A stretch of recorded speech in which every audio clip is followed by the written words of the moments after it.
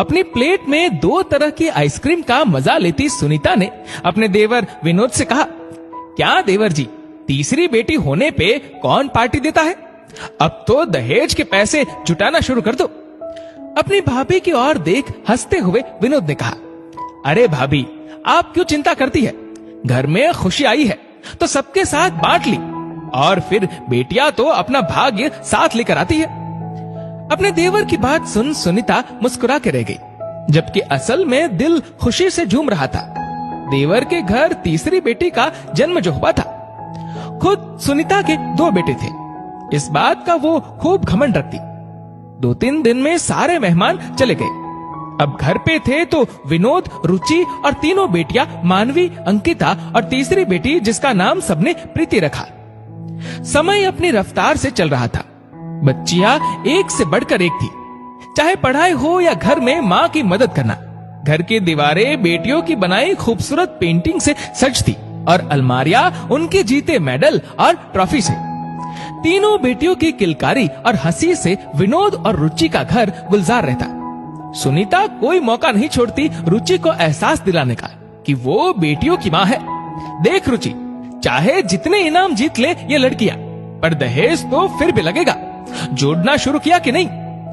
रुचि अपनी जेठानी की बातों से जब घबरा जाती, तब विनोद समझाता, बेटियां अपना भाग्य साथ लेकर आई है रुचि, हमें तो बस उन्हें सही राह दिखानी है।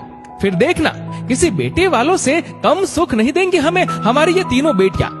जब कोई पूछता, क्या विनोद जी, कब तक किराए के मकान में रहेंगे? अपना घर नहीं बनवाना क्या? हंसकर विनोद कहता, जब मेरी बच्चियां कुछ बन जाएंगी तो समझो मेरा मकान भी बन जाएगा। फिलहाल तो मुझे मेरी बच्चियों का भविष्य बनाना है। समय अपनी गति से बढ़ता गया। रुचि और विनोद की तपस्या रंग लाई। मानवी की बैंक में नौकरी लग गई, अंकिता सीए कर जॉब में आ गई और प्रीति इंजीनियरिंग कर दिल्ली में जॉब करने लगी। बड़ी मम्मी, कल माँ पापा की एनिवर्सरी की एक छोटी सी पार्टी रखी है, आप सब समय से आ जाना। मानवी ने अपनी बड़ी मम्मी सुनीता को फोन कर पार्टी का इनविटेशन दे दिया। सारी तैयारियां तीनों बहनों ने बहुत मन से की थी। शहर के सबसे अच्छे होटल में पार्टी हॉल बुक था।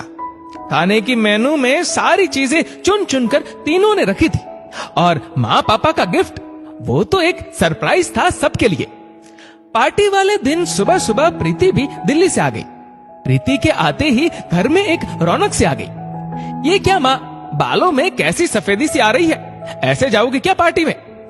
प्रीति ने कहा तो रुचि ने हंसते हुए कहा, मुझे कौन देखने वाला है वहाँ, अब तो तुम बच्चों के दिन है। नहीं माँ, अभी चलो पार्लर। और प्रीति अपनी माँ को ले पार्लर चली गई। हल्के मेकअप और सुंदर सी साड़ी में अपनी माँ को सवार दिया प्रीति ने। विनोद के लिए एक शानदार सूट तैयार था। सूट को देख आंखें झलक उठी विनोद की। शाम होते ही सब तैयार हो हॉल की ओर निकल पड़े। मेहमानों से हॉल भर गया। सबकी बधाइयां स्वीकार कर